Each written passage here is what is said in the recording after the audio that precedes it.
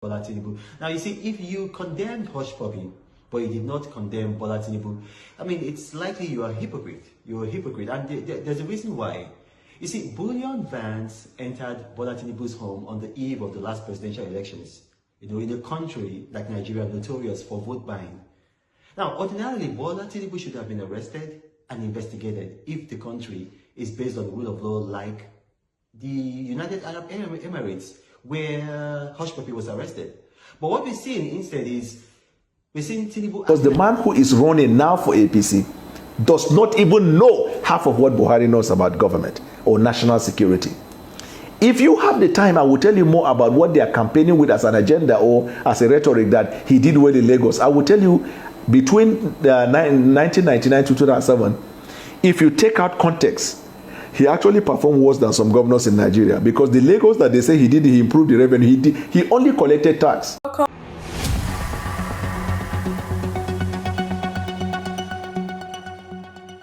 Welcome back to the channel, fam. Today we're diving into a juicy topic straight from the heart of Nigerian politics.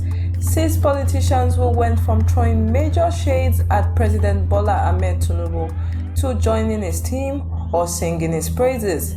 Yes, we are talking about dramatic U-turns that have tongue wagging across Nigeria, from Reno Omokri to the fiery Nyesom Wike. We are breaking down why this heavyweight flipped. Is it power, policies, or just political chess? Hit that like button and subscribe, and ring the bell to stay locked in for more political tea. Let's set the scene. Tinubu, the Nigerian president since May 2023, has been a polarizing figure for decades. As Lagos State Governor and APC's godfather, he has faced fierce criticism over his policies, wealth, and influence. Nigerian politics is a game of shifting alliances, and some of Tinubu's loudest critics have crossed over to his side. We are unpacking their stories with fact, timelines, and a bit of flair. From economic wins like Nigeria's 3.8% GDP growth in 2024 to infrastructural projects, we will explore what may have swayed these politicians. Buckle up as we kick things off with our first flipper. First up, Reno Omokri, the social media guru and former aide to President Goodluck Jonathan. If you're on X, you know Reno doesn't hold back. Back in 2022, he was one of Tinubu's fiercest critics. In December, he protested at Chatham House in London, accusing Tinubu of drug trafficking ties and questioning his Chicago State University degree. He tweeted, and I quote, "Tinubu is a known drug lord who belongs in jail, not Aso Rock." That's bold. But by 2025, Reno's tone has changed. He visited Chicago State University in September 2022 and found evidence Tinubu graduated, retracting his academic claims. Then, Tinubu appointed Reno's friend, Nuhu Rabidu, as National Security Advisor, and Reno started warming up. By June 2025, he was on Channels TV praising Tinubu's renewed hope agenda and the Lagos-Calabar Coastal Highway. He even prayed for Tinubu's presidency to last until 2031. But not everyone is convinced. The Ohaneze Youth Council slammed Reno's ambassadorial nomination in April 2025, questioning how a former critic could represent Nigeria. Is Reno's flip genuine, or is it about access to power? Drop your thoughts in the comments. Bola Tinubu. Now, you see, if you condemned Hush Puppy, but you did not condemn Bola Tinubu, I mean, it's likely you are a hypocrite. You're a hypocrite, and there's a reason why. You see, bullion vans entered Bola Tinubu's home on the eve of the last presidential elections. In a country like Nigeria, notorious for vote buying.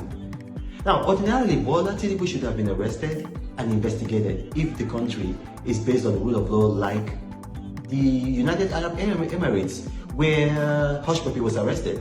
But what we're seeing instead is, We're seeing Tinubu acting like a cowboy. Remember his own wife, Rotimi Tinubu, on camera publicly, she said, Igbos, we don't trust you again. She actually said it in pidgin English. And this happened during the last elections. Now, what happened after she said that? You recall that APC thugs attacked Igbo strongholds in Lagos, where you had a lot of Igbo voters, to try to prevent them from voting. Now, but these things, you can Google them, you can check them, because I did, in fact, they were trying to suppress the voter figures of Igbos in Lagos. Now, are you trying to tell me that there was no connection between the bullion vans, Rotimi Tinubu's public statement, and the violence? So now I'm asking you, what is the difference between Bola Tinubu and Hush Puppy? What's the difference? What is the source of Hush Puppy's income? You don't know. You think it's illegal, it's corrupt. Okay, now I'm asking you this. What is the source of Bola Tinubu's income? What is the source of his income? You know, if Hush Puppy were to have been in Nigeria, most likely he would have been an APC politician.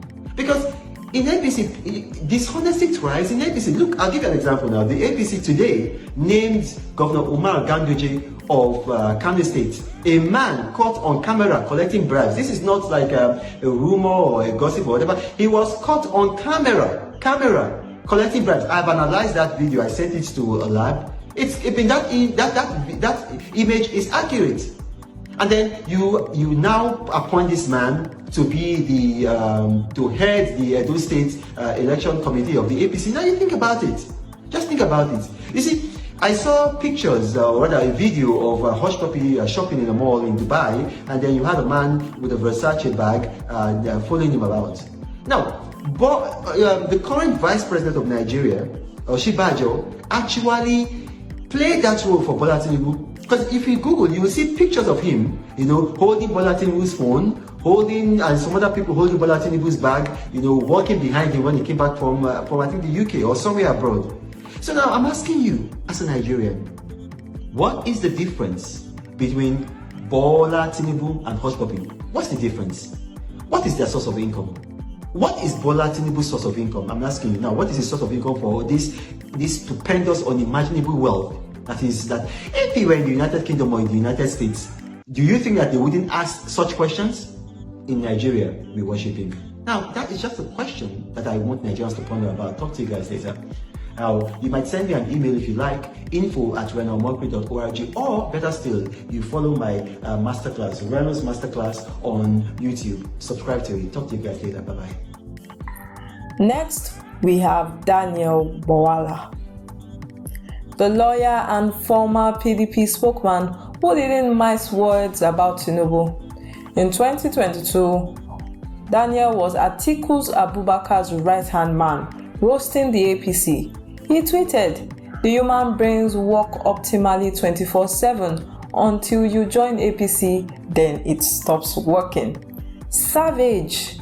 He slammed Tinubu's campaign and policies during the 2023 election, painting him as unfit for leadership. Then, in January 2024, Daniel visited Tinubu at Aso Rock and flipped. He called Tinubu a father figure and praised his anti-corruption efforts. By 2025, Daniel was defending Tinubu's policy on X, from fuel subsidy removals to Naira stabilization, which saw a 111.6% increase in state allocation in 2022, per Reno Omokri. No apologies for his past jabs though. Some call it opportunism, others says he saw Tinubu's vision. What is your take, smart moves or political flip-flopping? Let's move on. Because the man who is running now for APC does not even know half of what Buhari knows about government or national security. If you have the time, I will tell you more about what they are campaigning with as an agenda or as a rhetoric that he did well in Lagos. I will tell you, between 1999 to 2007, if you take out context, he actually performed worse than some governors in Nigeria, because the Lagos that they say he improved the revenue, he only collected tax. All the infrastructure needed for a state or in fact a country to develop was on ground. Lagos used to be the Nigerian national capital. Before Nigeria was formed, Lagos was a colony. You have all the infrastructure for economic development. As what you didn't establish them. There was seaport, there was airport, you have commercial activity, all the embassies are there. So transaction with foreign envoys is in Lagos. All the hotels are there, headquartered in Lagos. All the banks are headquartered in Lagos. All security apparatus, every facility and infrastructure for economic development was in Lagos. He didn't bring them. Asiwaju did not invite or introduce or brought to Lagos any serious foreign investor or domestic investor.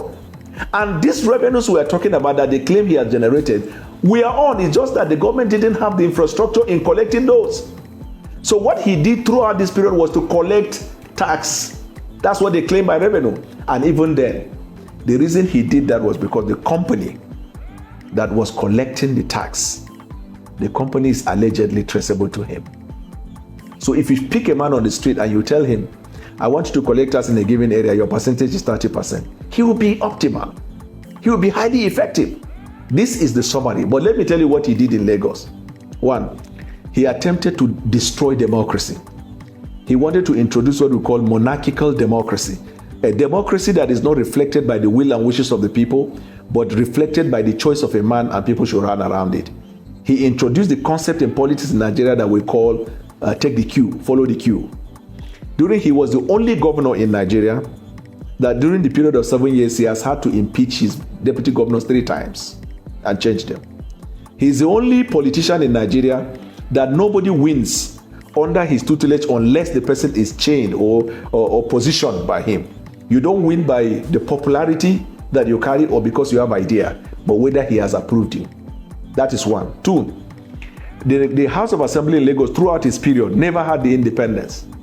This is a man you say he promotes democracy. Never had the independence. In fact, when allegedly the drug conviction in Chicago was alleged, to have, happened, and then Gani Fawemi was all over the place that he should be checked, he should be probed, he should be prosecuted. The House of Assembly sat down. They had no business doing that. They said they cleared him.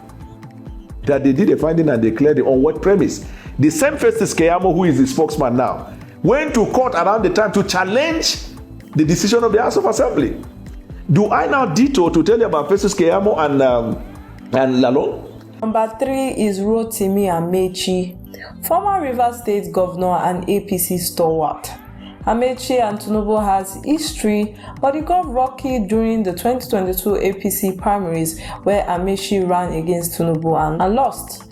By 2025, he joined a coalition in Abuja, slamming Tinubu's administration for economic woes like the 34.8% inflation in 2024. He even questioned Tinubu's democratic credentials, throwing serious shades. But Amaechi never left the APC.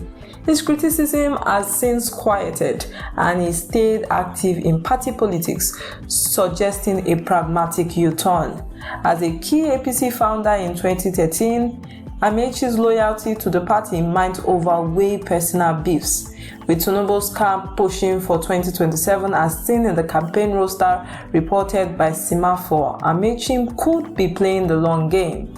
Nigeria's record 6,003 megawatt power generation in 2025 might have softened his stance too. Is he biding his time or is he back in Tinubu's corner? Hit the comments. Nasir El-Rufai, the former Kaduna State Governor and political strategist. El-Rufai helped form with the APC with Tinubu in 2013 and backed his 2023 campaign. But in 2025, he joined Amaechi at that Abuja conference, criticizing Tinubu's handling of economic hardship. He even defected to the SDP, claiming Buhari's support, though Buhari's team denied it. That looked like a clean break. But by mid-2025, El-Rufai's attack slowed and his influence in APC's circle stayed strong. Blueprint reports he's still a power player, suggesting a silent U-turn. Tinubu's balance appointment like Rabidu as NSA and a 18.83 trillion naira trade surplus in 2024 may have swayed him. Is El-Rufai back in the fold or is he just laying low? Let's hear your thoughts. 5th, Kayode Fayemi, Former Ekiti State Governor and another APC founder, Fayemi, was at the 2025 Abuja conference throwing shades at Tinubu's policies, from the fuel subsidy removal that spiked petrol prices fivefold. He questioned Tinubu's handling of the cost of living crisis, a bold move for someone who helped build the APC with him. But Fayemi hasn't left the APC. His criticism has faded, but he has stayed active in the party politics, hinting at a pragmatic alignment. With Tinubu's 2027 campaign already rolling, as seen in Lagos poster, and Nigeria's infrastructural win like the refurbished Bola Ahmed Tinubu International Conference Center, Fayemi might be on board. Progress or politics? You tell me. Finally, Nyesom Wike, the very former Rivers State Governor and PDP heavyweight. In January 2023, Wike slammed Tinubu on X, calling him a sycophant of a failed government and saying that may God never allow Tinubu and APC to continue. He led the G5 governors who many thought would back Peter Obi, but Wike leaned towards Tinubu, causing a rift. Fast forward to 2023 and Tinubu appointed Wike FCT minister, a shocking move for a PDP stalwart. By 2025, Wike was all in, praising Tinubu as the light of Nigeria and vowing to fulfill his promises per Daily Post.